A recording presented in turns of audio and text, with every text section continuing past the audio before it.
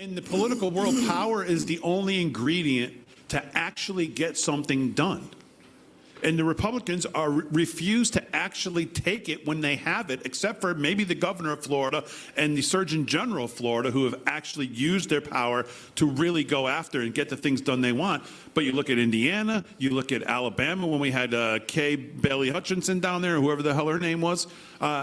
You know, we've got red state governors that we can't even make red states as red as they can make blue states blue, because they won't take their power and really yield it when they have it.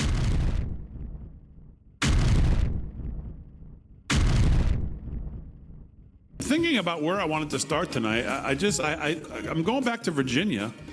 Well, I'm starting with the Republican Party as a whole, but just as it relates to Virginia, because I keep seeing on social media things like they just can't believe what's going on in Virginia. Republicans going, oh, this is so shameless of her in Virginia.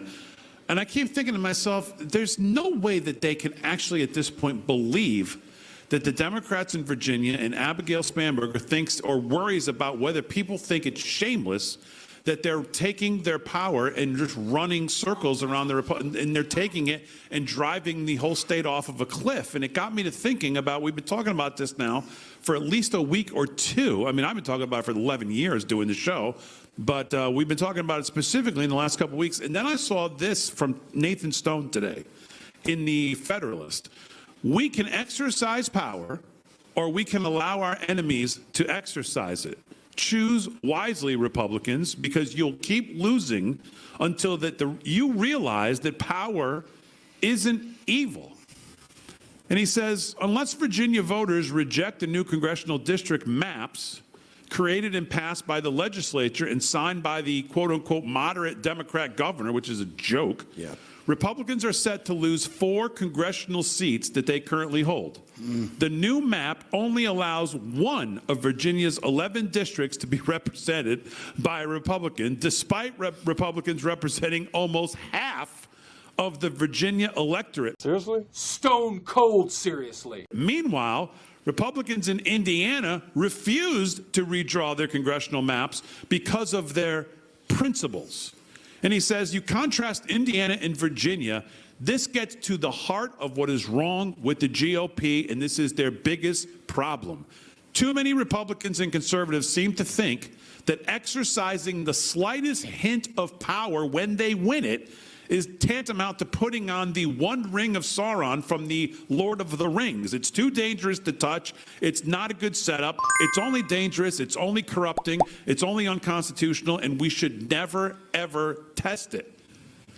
And he says Republicans up to now have refused to follow Texas's example and redraw the congressional red district maps. They've refused to shelve the filibuster to get their agenda passed the Democrat piranhas, and they've been reluctant to pass national voter ID laws, even though it's a widely popular issue, with 71% of Democrats being for it. Actually, exercising power unilaterally and not bipartisanly would make us no different from the Democrats. Republicans are always worrying about their virtue. Democrats have already promised to end the filibuster if they retake the Senate. They've also already promised to punish their enemies if they retake power. And where they have regained power, they've already damned the torpedoes and gone full steam ahead. And that's what we're seeing in Virginia. Democrats take power, Republicans take office. And that's the problem. You know, part of what I've seen just through history is that in a good side, that the Republicans are not just blind minions following the leader. The Democrats are. They stick together. They all vote the same way. Fetterman's like the only one I've seen in a long time that's broken free. But for the most part, they all stick together because that's what the party lines are. But we should have learned our lesson during COVID.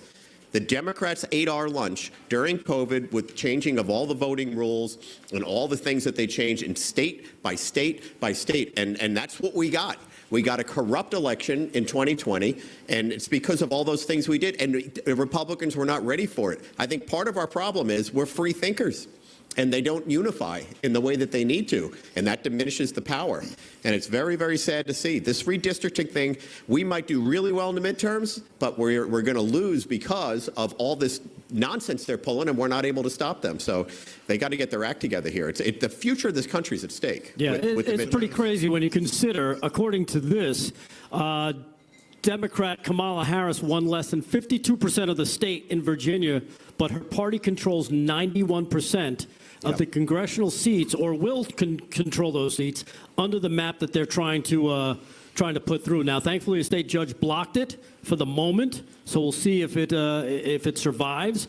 But man, and more to what you were saying, Damon, it's not that the Democrats, take power. It's the Democrats win the office, and then they seize power. They use every lever that they can to try to consolidate the power, kind of like a dictator, right? But they wield it to the nth degree. Yeah, and then they bash their people over the head with it. Because communists always say the ends justify the means. Right. Yeah. They try and make it seem like they're holier than thou. But unfortunately, in the political world, power is the only ingredient to actually get something done. And the Republicans refuse to actually take it when they have it, except for maybe the governor of Florida and the Surgeon General of Florida, who have actually used their power to really go after and get the things done they want. But you look at Indiana, you look at Alabama when we had Kay Bailey Hutchinson down there, or whoever the hell her name was.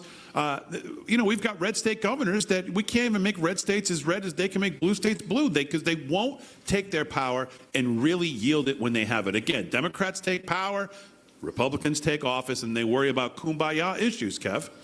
Yep, and I think that half of them are in on it. If they're not standing up to Democrats, they're in on it. All right, they're just as good. They're even worse to me. I expect a communist to be a communist, but when a Republican says, I'm a Republican, and they start voting like a communist, then they're a communist. Yeah. And Mitch McConnell, look at him. He's rich because of Chinese money. And like Dianne Feinstein, he's not allowed to retire. Even though the man's a statue, he just stands there like, even though he doesn't even know what's going on, he can't leave. He has to, because he is part of the commie takeover of these United States. Yeah. It's a good article. I'm not going to go through the whole thing, but it really gets to the point of, I think, where the Republicans are right now as we head into the midterms. And we've talked about this, the window on the trifecta of government is closing. Unless somehow we hold the House and the Senate.